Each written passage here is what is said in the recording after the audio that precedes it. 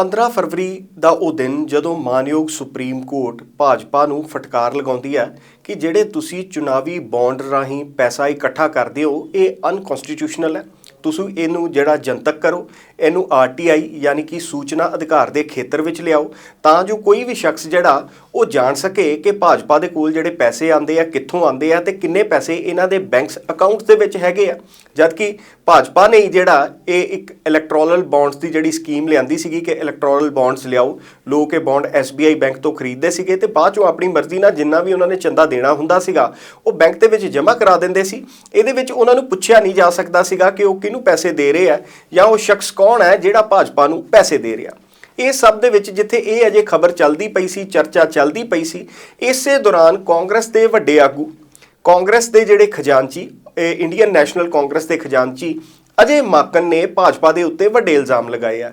ਦਰਅਸਲ ਇਹ ਇਲਜ਼ਾਮ ਇਸ ਕਰਕੇ ਲਗਾਏ ਗਏ ਆ ਕਿ ਅਜੇ ਮਾਕਨ ਕਹਿੰਦੇ ਆ ਕਿ ਭਾਜਪਾ ਨੇ ਸਾਡੇ ਬੈਂਕ ਅਕਾਊਂਟ ਜਿਹੜੇ ਆ ਉਹ ਫਰੀਜ਼ ਕਰਵਾ ਦਿੱਤੇ ਆ ਔਰ ਇਹਦੇ ਲਈ ਇਹਨਾਂ ਨੇ ਵਰਤਿਆ ਕਿਹਨੂੰ ਆ? ਇਨਕਮ ਟੈਕਸ ਡਿਪਾਰਟਮੈਂਟ ਨੂੰ। ਔਰ ਇਹ ਕਹਿੰਦੇ ਸਾਨੂੰ ਇਹਦੇ ਬਾਰੇ ਉਦੋਂ ਪਤਾ ਲੱਗਾ ਜਦੋਂ ਸਾਡੇ ਵੱਲੋਂ ਜਿਹੜੇ ਚੈੱਕ ਕੱਟੇ ਜਾ ਰਹੇ ਸੀਗੇ, ਕਿਉਂਕਿ ਭਾਰਤ ਨਿਆਂ ਜਿਹੜੀ ਯਾਤਰਾ ਚਲਾਈ ਜਾ ਰਹੀ ਹੈ ਰਾਹੁਲ ਗਾਂਧੀ ਵੱਲੋਂ, ਉਹਦੇ ਵਿੱਚ ਜਿਹੜਾ ਖਰਚ ਆ ਰਿਹਾ ਅਸੀਂ ਸਾਰੀ ਪੇਮੈਂਟ ਜਿਹੜੀ ਆ ਉਹ ਬਿਲਕੁਲ ਟਰਾਂਸਪੇਰੈਂਟ ਤਰੀਕੇ ਦੇ ਨਾਲ ਚੈੱਕ ਰਾਹੀਂ ਲੋਕਾਂ ਨੂੰ ਕਰ ਰਹੇ ਆ। ਜਿਨ੍ਹਾਂ ਕੋਲੋਂ ਅਸੀਂ ਸਮਾਨ ਲੈਂਦੇ ਆ, ਟੈਕਸੀਆਂ ਲੈਂਦੇ ਆ, ਟੈਂਟ ਲੈਂਦੇ ਆ ਜਾਂ ਹੋਰ ਬ੍ਰਾਂਡਿੰਗ ਦਾ ਕੋਈ ਸਮਾਨ ਲੈਂਦੇ ਆ ਤਾਂ ਅਸੀਂ ਉਹਨਾਂ ਨੂੰ ਜਿਹੜੀ ਪੇਮੈਂਟ ਆ ਉਹ ਚੈੱਕਸ ਰਾਹੀਂ ਕਰ ਰਹੇ ਆ। ਪਰ ਜਦੋਂ ਸਾਡੇ ਚੈੱਕ ਬਾਉਂਸ ਹੋਏ, ਜਦੋਂ ਸਾਡੇ ਚੈੱਕ ਪਾਸ ਨਹੀਂ ਹੋਏ ਤਾਂ ਸਾਨੂੰ ਪਤਾ ਲੱਗਾ ਕਿ ਸਾਡੇ ਤਾਂ ਜਿਹੜੇ ਬੈਂਕ ਅਕਾਊਂਟ ਆ ਉਹੀ ਫਰੀਜ਼ ਕਰ ਦਿੱਤੇ ਆ। ਔਰ ਅਜੇ ਮਾਕਨ ਅੱਗੋਂ ਦੱਸਦੇ ਆ ਵੀ ਇਹ ਸਿਲਸਿਲਾ ਸ਼ੁਰੂ ਕਿੱਥੋਂ ਹੁੰਦਾ? ਇਹ ਸਿਲਸਿਲਾ ਸ਼ੁਰੂ ਹੁੰਦਾ 2019 ਦੇ ਵਿੱਚ, ਜਦੋਂ ਭਾਰਤ ਦੇ ਵਿੱਚ ਲੋਕ ਸਭਾ ਚੁਣਾਵ ਹੋ ਕੇ ਹਟੇ ਸੀਗੇ ਤਾਂ ਦਸੰਬਰ ਮਹੀਨੇ ਦੇ ਵਿੱਚ ITR ਫਾਈਲ ਉਹ ਕਰਨੀ ਹੁੰਦੀ ਆ। ਕਹਿੰਦੇ ਵੀ ਅਸੀਂ 40-45 ਦਿਨ ਲੇਟ ਹੋ ਗਏ ਆਪਣੀ ਇਨਕਮ ਟੈਕਸ ਰਿਟਰਨ ਭਰਨ ਦੇ ਲਈ। ਸਾਨੂੰ ਹਾਲਾਂਕਿ ਨੋਟਿਸ ਵੀ ਆਇਆ ਪਰ ਅਸੀਂ ਜਿਹੜੀ ਆਪਣੀ ਇਨਕਮ ਟੈਕਸ ਫਾਈਲ ਸੀਗੀ, ਰਿਟਰਨ ਸੀਗੀ, ਉਹ ਫਾਈਲ ਕਰ ਦਿੱਤੀ ਸੀ। ਪਰ ਬਾਵਜੂਦ ਇਸ ਦੇ ਅੱਜ 5 ਸਾਲ ਬਾਅਦ ਜਦੋਂ ਇਸ ਕੇਸ ਨੂੰ 5 ਸਾਲ ਬੀਤ ਚੁੱਕੇ ਆ ਤਾਂ ਇਨਕਮ ਟੈਕਸ ਡਿਪਾਰਟਮੈਂਟ ਜਿਹੜਾ ਉਹ ਸਾਡੇ ਕੋਲੋਂ 210 ਕਰੋੜ ਰੁਪਏ ਦਾ ਜਿਹੜਾ ਹਿਸਾਬ ਮੰਗ ਰਿਹਾ। ਹੋਇਆ ਇਹ ਸੀਗਾ ਕਿ 2019 ਦੇ ਵਿੱਚ ਕਾਂਗਰਸ ਵੱਲੋਂ 199 ਕਰੋੜ ਰੁਪਈਆ ਜਿਹੜਾ ਉਹ ਆਪਣੇ ਚੋਣ ਪ੍ਰਚਾਰ ਉੱਤੇ ਖਰਚਿਆ ਗਿਆ ਸੀਗਾ ਤੇ 14,40,000 ਰੁਪਈਆ ਜਿਹੜਾ ਉਹ ਨਗਦ ਜਮ੍ਹਾਂ ਕਰਾਇਆ ਸੀ। ਜਿਹੜਾ ਇਹਨਾਂ ਦੇ ਜਿਹੜੇ ਮੈਂਬਰ ਪਾਰਲੀਮੈਂਟ ਸੀਗੇ ਕਾਂਗਰਸ ਦੇ, ਉਹਨਾਂ ਨੇ ਆਪਣੀ ਤਨਖਾਹ ਦੇ ਵਿੱਚੋਂ ਕੈਸ਼ ਜਮ੍ਹਾਂ ਕਰਾਏ ਸੀ। ਬਸ ਕਹਿੰਦੇ ਇੱਥੋਂ ਹੀ ਸਾਰਾ ਰੇੜਕਾ ਪੈ ਗਿਆ ਕਿ ਤੁਹਾਡੇ ਕੋਲ ਇਹ ਕੈਸ਼ ਕਿੱਥੋਂ ਆਇਆ। ਹਾਲਾਂਕਿ ਅਜੇ ਮਾਕਨ ਇਹ ਦੱਸਦੇ ਆ ਵੀ ਅਸੀਂ ਜਿਹੜੀ ਫੰਡਿੰਗ ਲੈਂਦੇ ਆ ਉਹ ਸਾਰੀ UPI ਦੇ ਥਰੂ ਲੈਂਦੇ ਆ। ਲੋਕਾਂ ਨੂੰ ਅਸੀਂ ਅਪੀਲ ਕਰਦੇ ਆ ਵੀ ਸਾਡੇ ਨਾਲ ਜੁੜੋ, ਸਾਨੂੰ ਆਰਥਿਕ ਸਹਾਇਤਾ ਦੀ ਲੋੜ ਆ, ਸਾਡੀ ਮਦਦ ਕਰੋ। ਤਾਂ ਲੋਕ ਆਪਣੀ ਮਰਜ਼ੀ ਦੇ ਨਾਲ ਜਿਹੜਾ 10, 20, 50 ਜਿੰਨੇ ਵੀ ਉਹਨਾਂ ਦਾ ਦਿਲ ਕਰਦਾ ਉਹ ਸਾਨੂੰ ਪੈਸੇ ਡੋਨੇਟ ਕਰਦੇ ਆ। ਪਰ ਹੁਣ ਜਿੱਥੇ ਇੱਕ ਪਾਸੇ ਇਲੈਕਸ਼ਨਸ ਫਿਰ ਤੋਂ ਆਉਣ ਵਾਲੇ ਆ, 2024 ਦੇ ਇਲੈਕਸ਼ਨਸ ਜਿਹੜੇ ਉਹ ਲਗਭਗ ਸਿਰ ਤੇ ਆ, ਹਫਤੇ 2 ਹਫਤੇ ਤੱਕ ਜਿਹੜੀਆਂ ਤਰੀਕਾਂ ਦੀ ਅਨਾਉਂਸਮੈਂਟ ਹੋ ਜਾਣੀ ਆ। ਇਸੇ ਦੌਰਾਨ ਜਿਹੜੀ ਭਾਜਪਾ ਵਾ ਉਹਨਾਂ ਨੇ ਸਰਕਾਰੀ ਮਸ਼ੀਨਰੀ ਦੀ ਦੁਰਵਰਤੋਂ ਕੀਤੀ ਆ। ਉਹਨਾਂ ਨੇ ਇਨਕਮ ਟੈਕਸ ਡਿਪਾਰਟਮੈਂਟ ਦੀ ਜਿਹੜੀ ਆ ਮਦਦ ਲਈ ਆ ਔਰ ਸਾਡੇ ਜਿਹੜੇ बैंक अकाउंट है उन्होंने फ्रीज करा दिता।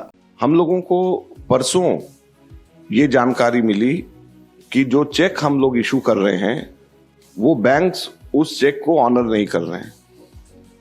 उसके ऊपर जब हम लोगों ने आगे छानबीन करी तो हमें बताया गया कि देश की मुख्य ऑपोजिशन पार्टी के सारे अकाउंट्स फ्रीज कर दिए गए। कांग्रेस पार्टी के अकाउंट्स पर तालाबंदी हो गई है। कांग्रेस पार्टी के अकाउंट्स फ्रीज कर दिए गए हैं। हमारे देश में लोकतंत्र पर तालाबंदी हो गई है और ये कांग्रेस पार्टी के अकाउंट्स फ्रीज नहीं हुए हैं, हमारे देश में डेमोक्रेसी फ्रीज हुई।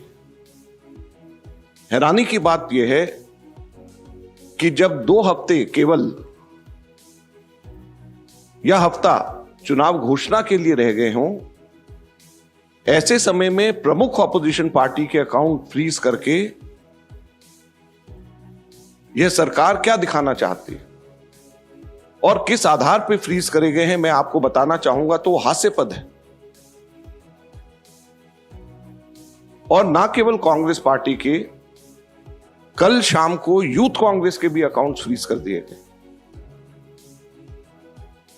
और यूथ कांग्रेस और कांग्रेस दोनों के अकाउंट्स जो फ्रीज करे गए हैं, 210 करोड़ की रिकवरी इनकम टैक्स डिपार्टमेंट ने यूथ कांग्रेस और कांग्रेस से मांगी। 210 करोड़ की कुल रिकवरी। और ये पैसा किसका है? ये कोई धनाढ्य पूंजीपतियों का पैसा, कॉर्पोरेट टैक्स का पैसा नहीं, कॉर्पोरेट बॉन्ड्स का पैसा नहीं है ये पैसा जो कांग्रेस पार्टी के अकाउंट्स में है वो ऑनलाइन जो हम लोगों ने क्राउड फंडिंग जो करा है उसका पैसा पड़ा हुआ है। लगभग 25 करोड़ रुपया हमारा इकट्ठा हुआ है जो हमारे देश के अंदर, जिसमें 95% से भी ज्यादा पैसा 100 रुपए से भी कम यूपीआई से लोगों ने जमा कराया।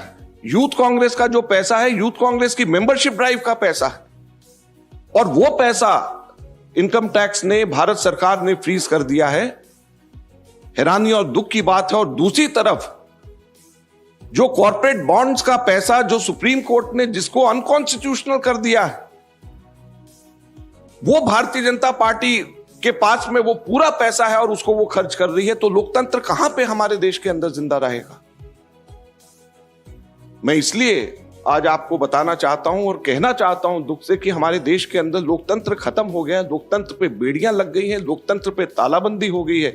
ये कांग्रेस के अकाउंट के ऊपर तालाबंदी या बेड़ियां नहीं है, ये लोकतंत्र के ऊपर तालाबंदी और बेड़ियां हैं। चुनाव से 2 हफ्ता पहले अगर किसी भी पॉलिटिकल पार्टी के अकाउंट जब फ्रीज हो जाते हैं, उसके ऊपर तालाबंदी हो जाती है, तो ये लोकतंत्र के लिए इससे ज्यादा चिंता और दुख की बात नहीं हो सकती। Subscribe to One India channel and never miss an update.